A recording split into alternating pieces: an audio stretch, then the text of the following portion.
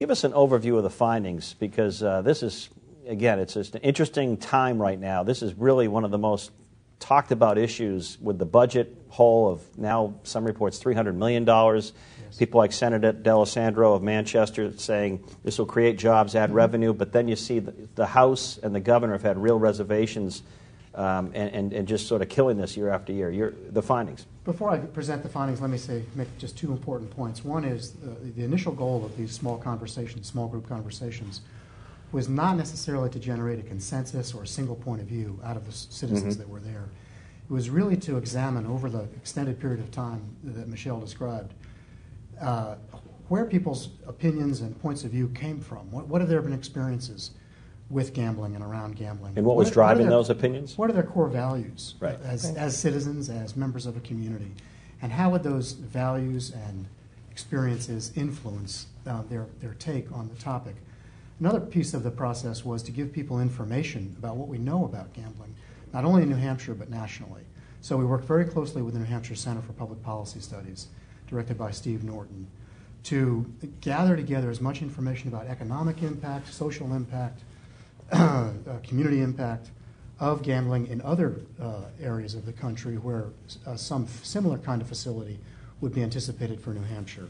So that people not only were sharing their opinions, but they became informed during the process. That led then to pretty nuanced and rich discussion from folks that led to the findings that I'll describe. Not surprisingly, we found that, for example, the community of Salem, the participants from the community of Salem, were supportive of expanded gambling because that's been a part of their community for 100 years. Rockingham Park has been there for a century. I talked to people whose grandparents had worked in the stables of Rockingham Park and during high school, and it's just seen as part of the normal everyday culture and an asset to that community. So in general, the folks in Salem were supportive. In Berlin, where I facilitated a group of 24 people, I also found pretty large support for the concept of expanded gambling for a different reason, and that is that the North Country, Berlin in particular, have been impacted heavily by declining industry, declining employment. Loss of jobs. Loss of jobs.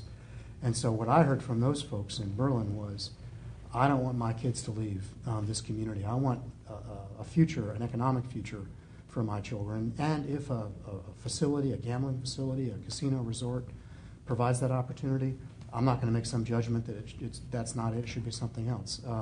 So economic reasons and sort of historical and cultural reasons in Salem and Berlin. Interestingly, in Portsmouth and Littleton, Seacoast, and another kind of a North Country community, in general, we found residents there to have serious concerns about expanded gambling in the state and want to look for other sources of new revenues for the state other than gaming. Quick question there. Did you take that because they have strong economic plans in their community, so less history or less job impact? In other words, they're doing better, or is that too premature?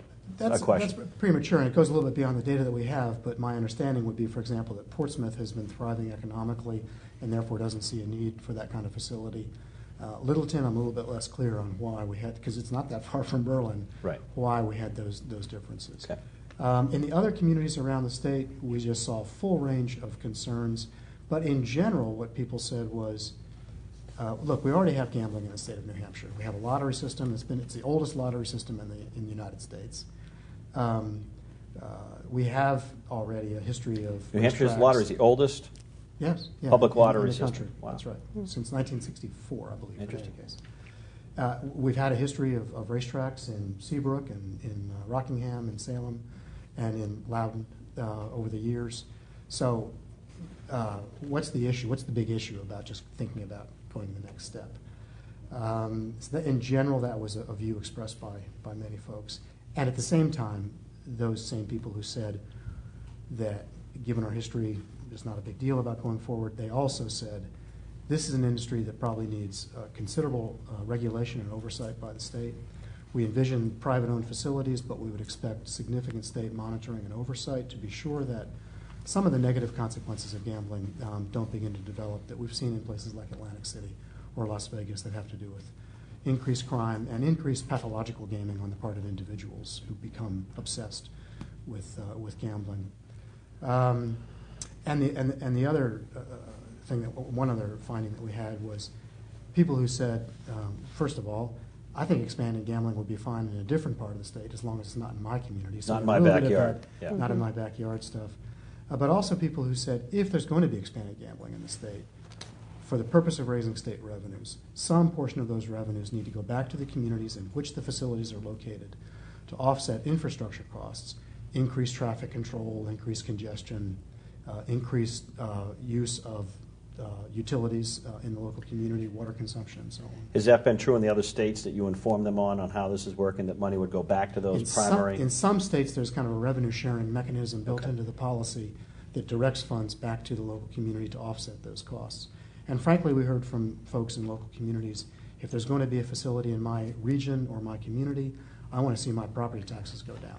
I want to see a direct economic benefit beyond the infrastructure costs. I want to see a direct economic benefit to my community, including jobs for the people in my community, and good, sustained, reliable jobs that include fringe benefits.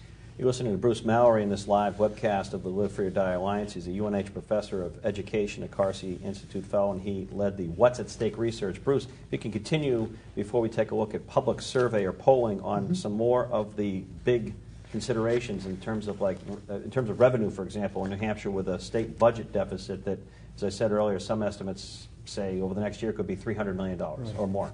We found that our participants, our 220-some folks who got together, were quite aware of the state's budget challenges. These were pretty informed citizens who participate politically, I think, at the local level, and so they know about this hole in the budget, in the state budget, and that was one reason that many of them supported expanded gambling in the state. They saw it as a legitimate, useful way to begin to fill that hole a bit. I think a lot of people recognize that the state has cut back a lot on its public services and support for education and social services, for example, and therefore further cuts in the state budget are going to be very, very difficult to achieve, and therefore some alternative source of revenue has to be developed. And when presented with the option of expanded gambling as that source of alternative revenue, folks, for the reasons I've given, felt generally comfortable with that, with conditions and caveats expressed. And there seemed to be a lot of focus on not just the issue, yes or no, in a poll question, which we'll discuss in a moment, but about the process or what it would look like, how it would actually take root.